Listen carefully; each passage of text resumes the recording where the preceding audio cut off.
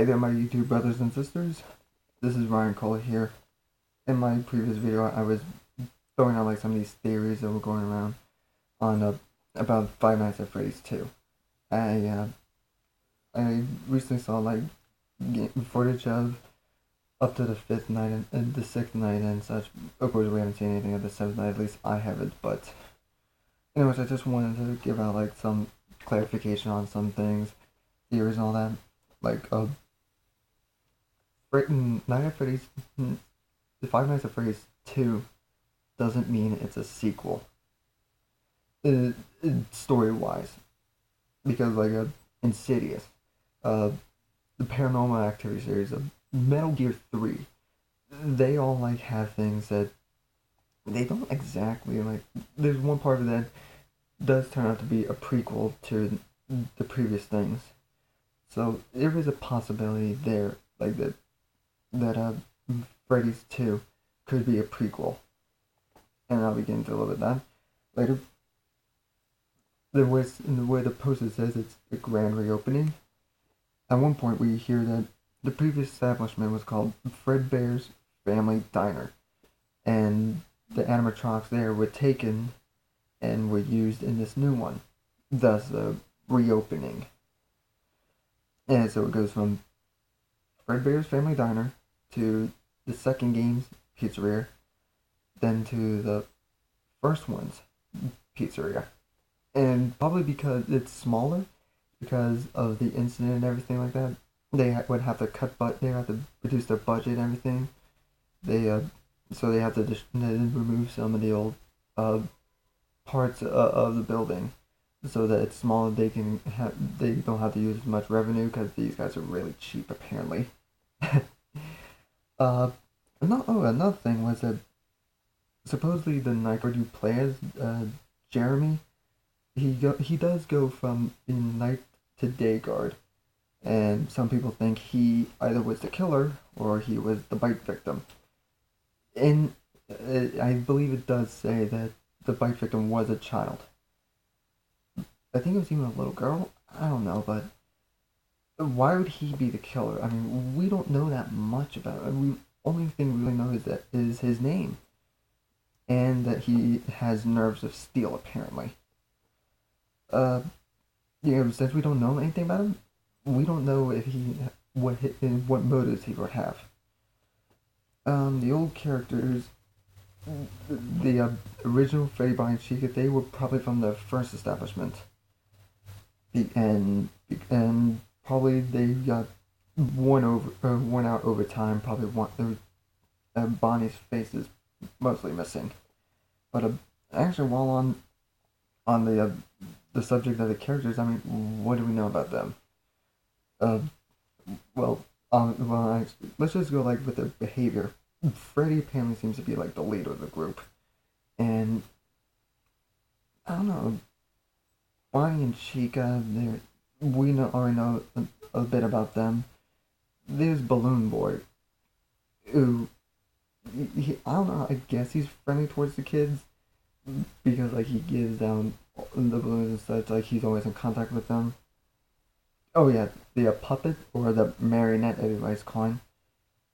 I don't think he has anything to do with this. Even though in my previous one, I said like how he's probably using the wires like to control them in some way, but he's constantly in the game room. He gives out prizes, gifts to the kids, and we know this because in the trailer it shows pictures of him doing so. But finally there's Mangle, sorry. Really, really horrible for her. The kids take her apart and everything like that. And I guess you like have a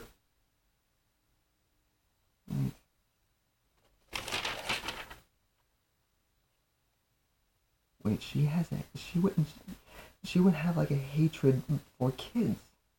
I mean, they take her apart. They the staff doesn't do anything. They turn her into an attraction. They don't try to. Wait, what if Mangle?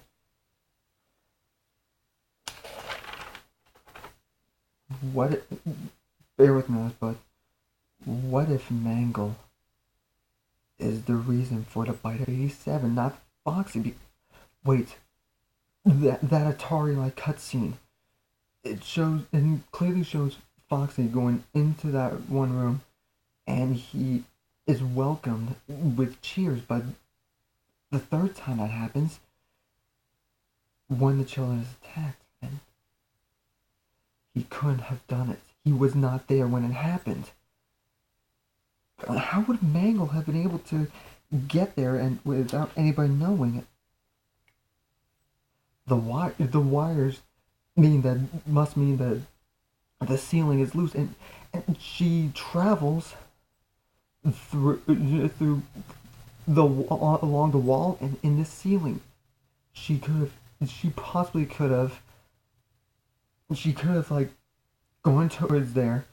She could have like like she could have been like hanging down towards it because she has a lot more to her than the rest, and she has more maneuverability. So she she bites the one kid's frontal lobe. Foxy comes in. He gets blamed. Foxy really is innocent. It had to have been her, but wait. Oh my god! Wait. The I think it was the sixth night. The phone guy. He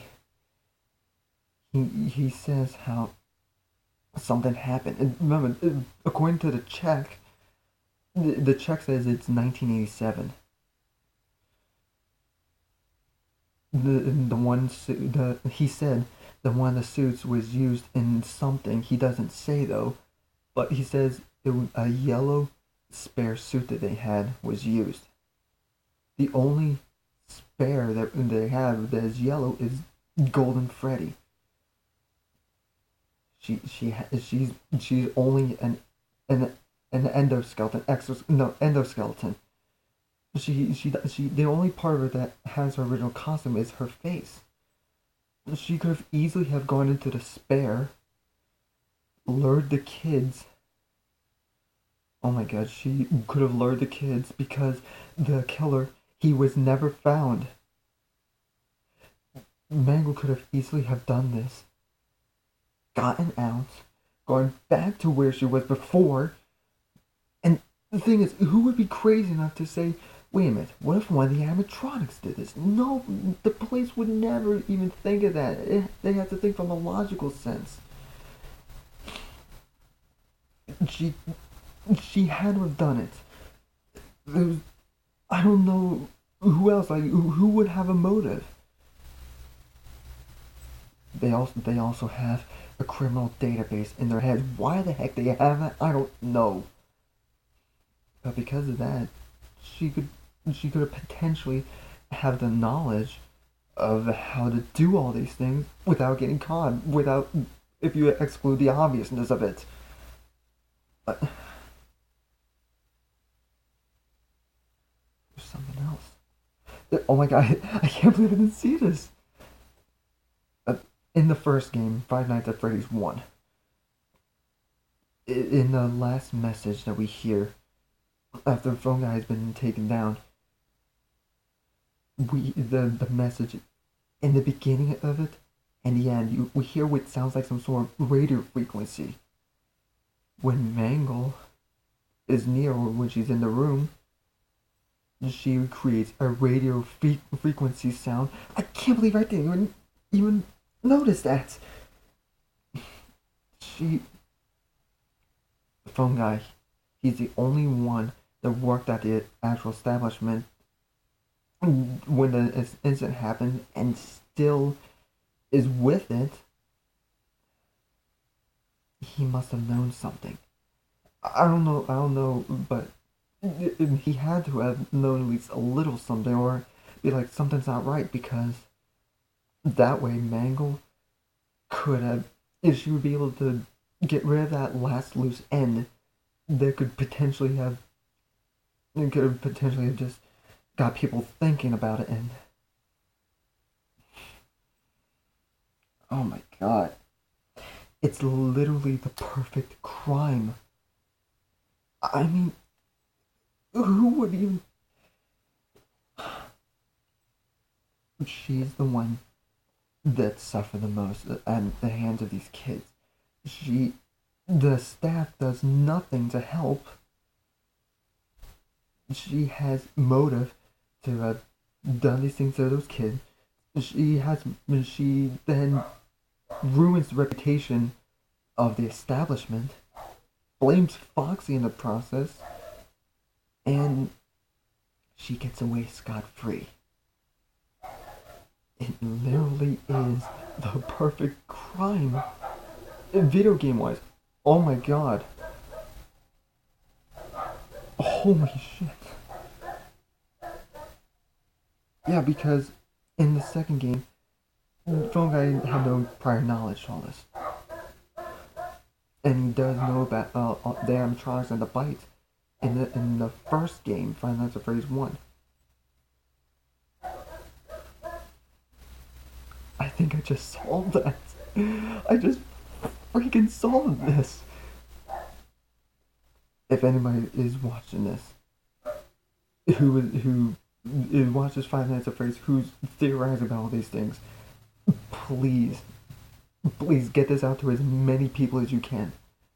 Who have videos of this, like Markiplier's channel, PewDiePie's, Game Nut 321, all these people. I think I just solved this. Wow. Yeah. It had to have been Mangle. Who else would be wanting to do these things? Else could be able to? I think I did solve it, or at least it's very plausible.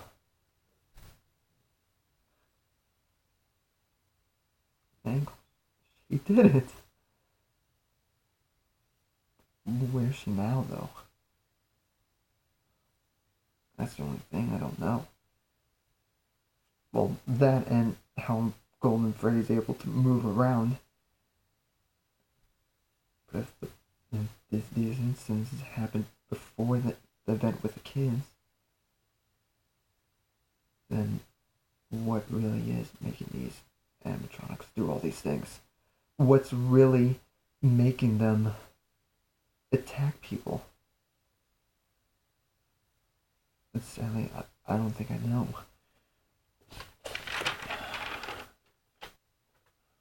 I don't know. Maybe there might be like a third game that may tell a little more about this. What I definitely know, Foxer was innocent. Mangle did all these things, and it's not the spirit of the kids that are doing this. Like I said, please get this out to as many people as you can. As many channels involving Five Nights at Freddy's 1 and 2. More so 2.